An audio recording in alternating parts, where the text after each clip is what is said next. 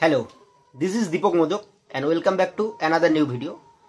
আজকের ভিডিওতে আমরা পশ্চিমবঙ্গের বর্তমানে সবচেয়ে বিতর্কিত যে বিষয়টা সেটা নিয়ে আলোচনা করব। কি সেই বিষয়? সেটা হলো এসআইআর। তো এসআইআর সম্পর্কে জানার আগে সবার প্রথম জানা দরকার যে এসআইআর কি জিনিস। তো এসআইআর এর পুরো নাম special intensive revision. Special intensive revision কার স্পেশাল ইন্টেন্সিভ রিভিশন? ভোটার তালিকার নিবিড় সংশোধন। তো এবার পশ্চিমবঙ্গের সাধারণ মানুষ, যারা শ্রমজীবী মানুষ বা মেহনতি মানুষ, তাদের মনে একটা ভয় ঢুকে গেছে বা একটা আতঙ্ক ঢুকে গেছে যে এসআইআর আর এনআরসি কি একই জিনিস কিনা, বা এরকমটা ব্যাপার যে এসআইআর হলে যদি কারো নাম ইলেকশন কমিশনের যে বেঞ্চমার্ক দিছে সেই বেঞ্চমার্কে যদি কারো নাম না থাকে, অর্থাৎ 2002 সালের ভোটার লিস্টে যদি কারো নাম না থাকে, তাহলে কি তাকে দেশ থেকে বিতাড়িত করা হবে? এই আতঙ্কটা কিন্তু অনেকের মধ্যে চলছে। এবার এখানে একটা কথা আমার বলে দেওয়া দরকার যে প্রথমত আতঙ্কিত হবার কোনো কারণ নেই। এসআইআর আর এনআরসি দুটো আলাদা জিনিস। এনআরসি হচ্ছে নাগরিকত্বের বিষয়, সেটা এখনো পর্যন্ত পশ্চিমবঙ্গে হচ্ছে না। এসআইআর হচ্ছে ভোটার তালিকার সংশোধন, ফলে এটার সঙ্গে নাগরিকত্বের কোনো সম্পর্ক নেই। তো তোমাদের প্রশ্নের উত্তর পেয়ে গেলে, ফলে যদি নাগরিকত্বের সম্পর্ক না থাকে, তাহলে কারো নাম যদি 2002 লিস্টে নাম না থাকে, তাহলে তাকে দেশ থেকে বিতরণ করার কোনো প্রশ্ন আসছে না। ফলে আতঙ্কিত হবার মতো কোনো কিন্তু জায়গা নেই। এবার সবচেয়ে গুরুত্বপূর্ণ যে জায়গাটা বলা দরকার, যে এসআইআর এর যখন ফর্মগুলো বিএলওরা বাড়িতে দিয়ে যাবে, তখন আমরা কি করব, আমাদের কি কি করা দরকার, সেই বিষয়টা নিয়ে সবচেয়ে বেশি আলোচনা হওয়া দরকার। দেখো, এবার একটু বলে দেই যে এসআইআর এর ক্ষেত্রে ভারতের যে ইলেকশন কমিশন রয়েছে, তারা 2002 সালের যে ভোটার লিস্ট, সেটাকে তাদের বেঞ্চমার্ক হিসেবে ধরে নিয়েছে। তার মানে কি? তার মানে 2002 সালের ভোটার লিস্টে যাদের নাম আছে কিংবা যাদের পরিবারের কোনো ব্যক্তির নাম আছে, সেটার উপর ভিত্তি করে নতুন আরেকটা ভোটার তালিকা তারা তৈরি করতে চাচ্ছে। ক্লিয়ার হলো? এবার এক্ষেত্রে তিনটে ঘটনা হচ্ছে। তিন ধরনের ব্যক্তিকে তারা আলোচনা করেছে, তিন ধরনের ব্যক্তির জন্য। যে যাদের জন্ম 1987 সালের আগে, তাদের জন্য একটা কথা বলছে। যাদের জন্ম 1987 সাল থেকে 2002 সাল পর্যন্ত, তাদের জন্য একটা কথা বলছে। এবং যাদের জন্ম 2002 সালের পরে, তাদের জন্য একটা কথা বলছে।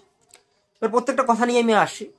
দেখো, যাদের জন্ম 1987 সালের আগে, তাদের ক্ষেত্রে তাদের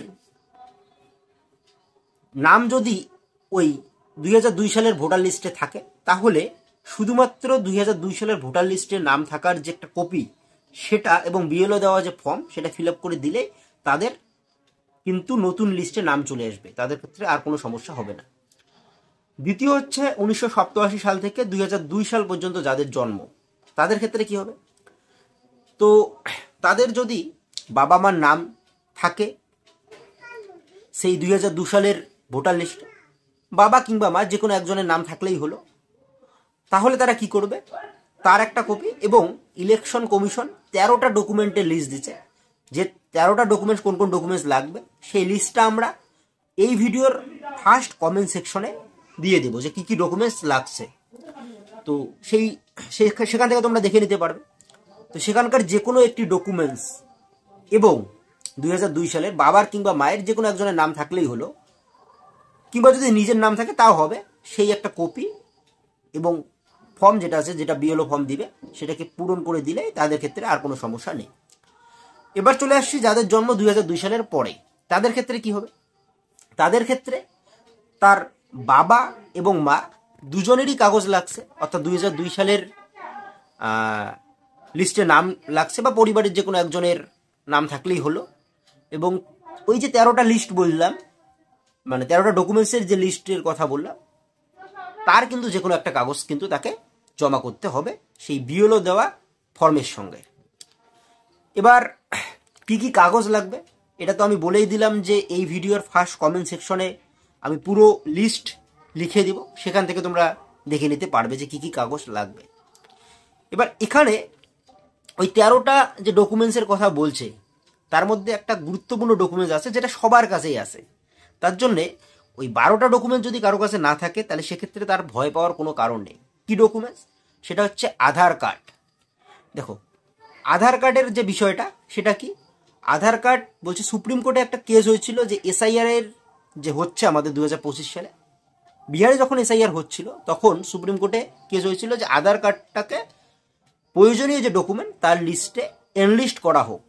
সুপ্রিম কোর্ট কি করছে সেটাতে সায় দিচ্ছে এবং বলছে যে আধার কার্ডের ভিত্তিতেও এসআইআর করা যেতে পারে। তবে এক্ষেত্রে একটা কথা মনে রাখতে হবে, আধার কার্ড কিন্তু কোনোভাবেই নাগরিকত্বের প্রমাণ নয়, এটা শুধুমাত্র এসআইআর এর জন্যই প্রযোজ্য হবে। তো এই ছিল এসআইআর সংক্রান্ত পুরো ডিটেলস। যদি ভিডিও ভালো লাগে তাহলে অবশ্যই শেয়ার করে দিও তোমাদের কাছাকাছি লোকের কাছে, প্রিয়জনের কাছে, আর ভিডিওটাতে একটি লাইক দিও। কোনো কিছু জানানোর থাকলে বা জানার থাকলে অবশ্যই কমেন্ট সেকশন খোলা রয়েছে, কমেন্ট সেকশনে কমেন্ট করো। যারা চ্যানেলে নতুন তাদেরকে বলবো চ্যানেলটাকে সাবস্ক্রাইব করে রাখো। চলো, খুব তাড়াতাড়ি অন্য আরো একটা ভিডিওতে দেখা হচ্ছে। ততক্ষণ পর্যন্ত তোমরা ভালো থাকো, সুস্থ থাকো। ধন্যবাদ।